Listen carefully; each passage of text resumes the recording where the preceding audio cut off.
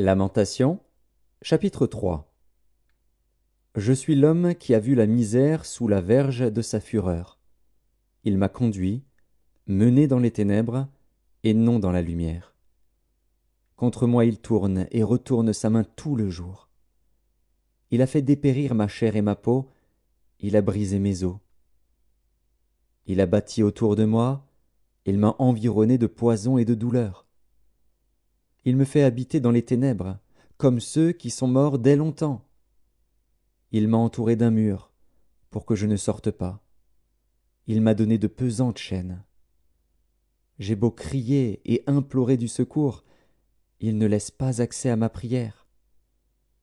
Il a fermé mon chemin avec des pierres de taille, il a détruit mes sentiers. Il a été pour moi un ours en embuscade, un lion dans un lieu caché. Il a détourné mes voies, il m'a déchiré, il m'a jeté dans la désolation.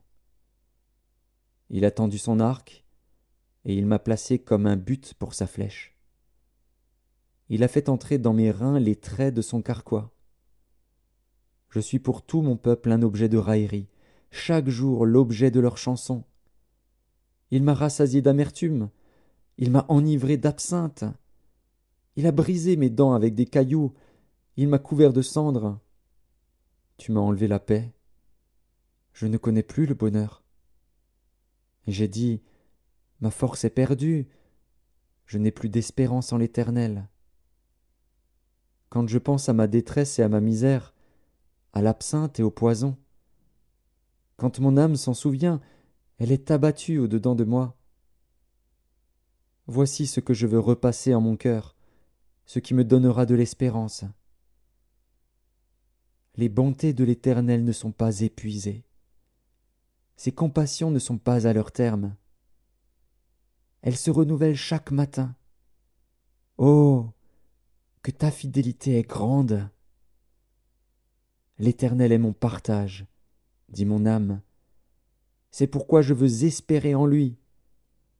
L'Éternel a de la bonté pour qui espère en lui, pour l'âme qui le cherche. Il est bon d'attendre en silence le secours de l'Éternel. Il est bon pour l'homme de porter le joug dans sa jeunesse. Il se tiendra solitaire et silencieux, parce que l'Éternel le lui impose.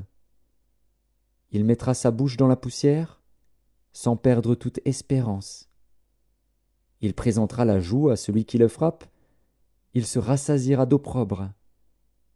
Car le Seigneur ne rejette pas à toujours. Mais, lorsqu'il afflige, il a compassion selon sa grande miséricorde. Car ce n'est pas volontiers qu'il humilie et qu'il afflige les enfants des hommes. Quand on foule aux pieds tous les captifs du pays, quand on viole la justice humaine à la face du Très-Haut, quand on fait tort à autrui dans sa cause, le Seigneur ne le voit-il pas? Qui dira qu'une chose arrive sans que le Seigneur l'ait ordonné? N'est-ce pas de la volonté du Très-Haut que viennent les maux et les biens? Pourquoi l'homme vivant se plaindrait-il? Que chacun se plaigne de ses propres péchés.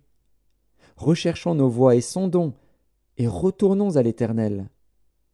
Élevons nos cœurs et nos mains vers Dieu qui est au ciel. Nous avons péché, nous avons été rebelles. Tu n'as point pardonné.